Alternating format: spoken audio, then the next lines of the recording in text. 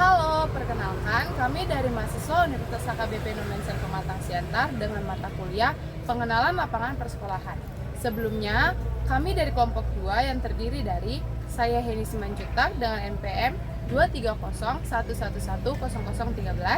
Saya Reni Ramadhani Sinaga dengan NPM 230111002. Saya Ika Damayanti Purba dengan NPM 230111004. Saya Eci Lauli dengan NPM 23011100006. Pada video ini, kami akan melakukan observasi, yaitu mewawancarai guru-guru IPA di sekolah SMP Cinta Rakyat 1, Pematang Siantar, Jalan Sibolga. Di video kali ini, kami akan menanyakan mengenai penerapan kurikulum, penggunaan buku ajar, serta proses pembelajaran IPA di sekolah. Wawancara ini bertujuan untuk menambah wawasan kami dan pengalaman kami sebagai calon pendidik. Thank you for watching. Ini kami dari Universitas HKBP Indonesia Pematang Siantar. Ada salah satu mata kuliah kami yaitu pengenalan lapangan persekolahan yang mewajibkan kami untuk mewawancarai beberapa guru IPA yang ada di sini, Bu. Oke, selamat siang. Jadi Makdi. Selamat siang, Dik. Sebelum kita lanjut ke wawancara, Bu, boleh diperkenalkan Ibu atas nama siapa dengan membawa pembelajaran apa? Oke, nama saya Kak Sitorus. Ya, bidang studi yang saya bawakan atau yang saya ampu bidang studi fisika. Nah, jadi topik pertanyaan wawancara kita hari ini, Bu, yaitu menelaah dan mengobservasi penerapan kurikulum di sekolah. Jadi ini ada 3 sesi pertanyaan, Bu. Yang pertama itu pertanyaan tentang penerapan kurikulum di sekolah pada mata pelajaran IPA. Pertanyaan pertama, Bu, kurikulum apa yang saat ini diterapkan pada pembelajaran IPA di sekolah ini, Bu? Kurikulum K13. Kurikulum K13. Bagaimana penerapan kurikulum tersebut dalam proses pembelajaran di kelas, Bu? Ya, penerapannya ya sesuai dengan program yang sudah dikaji oleh MTMP dan bagaimana yang dianjurkan di kurikulum. Setelah kurikulum merdeka kan bebas, anak-anak itu bebas untuk berpendapat, tidak terpaku dengan buku pedoman. Ya sebenarnya mereka bebas berekspresi lah, ya, dan tidak terpaku untuk satu buku. Boleh juga diambil dari buku yang lain, karena kadang-kadang yang mengajar ini kita tidak harus terpaku dengan buku ini. Kadang-kadang kita juga pakai KBK, juga pakai buku kurikulum yang lain lah selain daripada kurikulum merdeka. Selanjutnya, Bu, apakah pada kurikulum ini pembelajaran lebih banyak dilakukan secara teori saja atau ada diselingkan dengan praktik? Dari pelaksanaan memang harus, sebenarnya kalau fisika itu praktik ya. Dari praktiknya kita untuk mengambil suatu keputusan atau kesimpulan. Tapi kadang-kadang kenyataannya boleh teori dulu, boleh praktek. Itu silih berganti ya. Kadang-kadang kita praktekkan dalam hal pengukuran. Dari praktek itu anak-anak itu bisa mengambil suatu kesimpulan atau keputusan tentang materi yang mereka pelajari. Berarti dia selang-seling. Teori praktek itu selang-seling. Selanjutnya itu, Bu, pertanyaan tentang buku ajar sebagai panduan yang digunakan Ibu saat mengajar. Nah, yang pertama itu buku ajar apa aja yang digunakan sebagai panduan mengajar pada mata pelajaran IPA pada bidang fisika? Sebagai buku ajar saya, kurikulum merdeka ada seperti ini, tapi saya tidak menonton dari sini. Saya ambil buku dari luar, dari kurikulum KBK atau kurikulum yang lain yang sebelum-sebelumnya. Kalau pengalaman saya ya lebih bagus buku yang dulu daripada sekarang. Seperti ini lah. Di dalamnya ini buku dari mana? Ini kurikulum merdeka karangan dari Dinas ini ya. Ya, ini saya lebih mengambil materi ambil dari kurikulum KBK, kurikulum apalagi kurikulum suplemen, sebab di luar kurikulum merdeka yang dipakai. Cuma kita sesuaikan dengan topik mata pelajaran. Dan bahkan sekarang saya tidak dari buku, saya ambil dari internet ya. Kita ambil dari internet materi, mana yang sesuai untuk bahan ajar kita ambil dari situ. Kalau kita berpegangan dengan buku ini kurang meluas ya. Jadi Bu, menurut Ibu apakah buku yang sudah Ibu gunakan ini sudah sesuai dengan kurikulum yang diterapkan? Sebenarnya sesuai, hanya isi dari buku itunya menurut saya yang kurang ya. Jadi ini kan kurikulum merdeka ini dituntut anak yang menemukan ya. Bagaimana anak menemukan kalau tidak ada di dalamnya penjelasan? Yang adanya penjelasan baru anak-anak itu bisa menemukan. Contoh ya, dalam praktek apanya? Bisa anak mempraktekkan tanpa mengetahui? Yang harus dulu sebenarnya ya, kita masa saya lah ya, dulu masa kuliah diteorikan dulu baru praktek. Kalau sekarang kan terbalik, praktek dulu baru teori. Itu kan sekarang penanamannya ya, anak-anak yang menemukan. Menurut saya kurang pas ya. Bagaimanapun katanya guru itu harus menjelaskan ya, seorang guru harus menjelaskan sama anak ya, barulah dari penjelasan kita itu anak-anak itu punya modal dan kemudian diaplikasikan dengan apa yang sudah kita ya tugasi. Entah apa yang dipraktekkan itu harus ada dulu modal utama dari. Selamat siang Bu, kami dari Universitas HKBP Nomensen Pematang Siantar dengan mata kuliah pengenalan lapangan persekolahan ingin mewawancarai Ibu sebagai guru IPA di SMP ini Bu. Nah, topik pembahasan kita yaitu menelaah dan mengobservasi penerapan kurikulum di sekolah. Pertanyaannya Bu, kurikulum apa yang saat ini diterapkan pada pembelajaran IPA di sekolah ini Bu? Kurikulum yang digunakan saat ini itu kurikulum merdeka. Nah, bagaimana penerapan kurikulum tersebut dalam proses pembelajaran di kelas Bu? Untuk kurikulum ini sudah lumayan baiklah digunakan untuk pembelajaran sehari-hari. Apakah pada kurikulum ini pembelajaran yang Ibu bawakan ini lebih banyak dilakukan secara teori atau praktik? Kalau saya tergantung materi ya.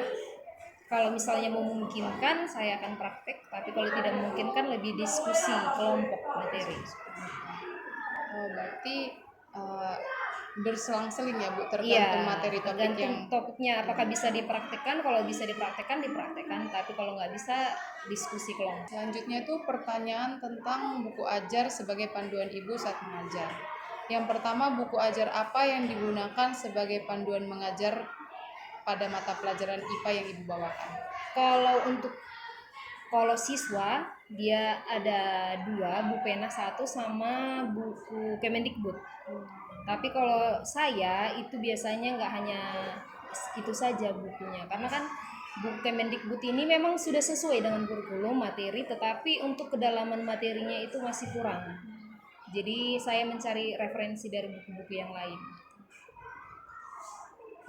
Apakah buku yang sudah Ibu pakai itu sudah sesuai dengan kurikulum yang diterapkan Bu? Sudah. Berarti selain buku utama, Ibu juga menggunakan buku tambahan pribadi ya Bu? Atau Iya. dari internet juga ya? Biasanya kan saya ada buku tambahan dan juga dari internet.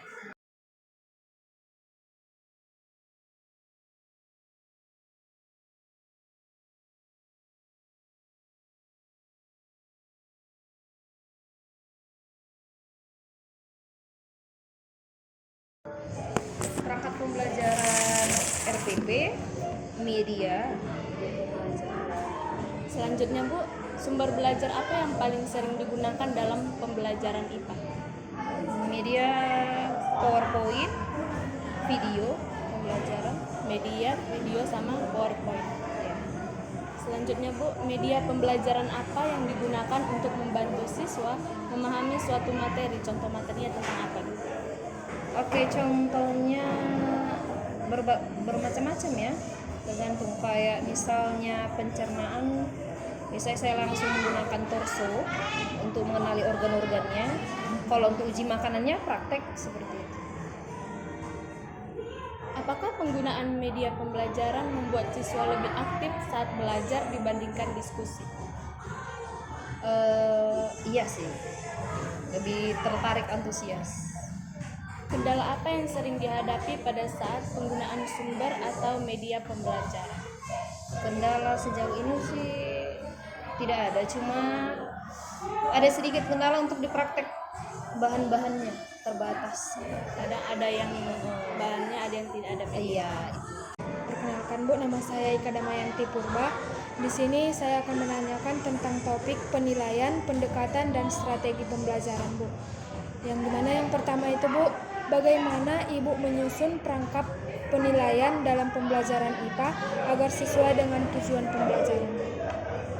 Oke, yang pertama untuk menyusun penilaiannya ya. Ya. Yang pertama saya mempersiapkan dulu tentang RPP-nya, kemudian materinya apa, disesuaikan juga dengan penilaiannya. Biasanya sih seperti biasa, penilaian sikap, pengetahuan dari diskusi mereka, pengetahuan awal gitu. Selanjutnya Bu, bentuk penilaian apa yang paling sering digunakan? Apakah hanya teori atau juga praktikum? Kalau penilaian saya itu biasanya penilaian pasti pengetahuan, kemudian sikap. Kalau praktikum ya uji kinerjanya saat melakukan praktikumnya. Selanjutnya Bu, pendekatan atau strategi apa yang paling sering digunakan saat mengajar IPA? Bagaimana strategi Ya Bu. untuk biar siswanya aktif? Ya. Strateginya biasanya bermacam-macam kalau saya ya, tergantung. Kayak misalnya saya rantai makanan, saya menggunakan games gitu. Jadi kalau misalnya ke kelas 8 karena banyak materinya sistem-sistem, biasanya praktek gitu-gitu. Jadi bermacam-macam, tergantung sih.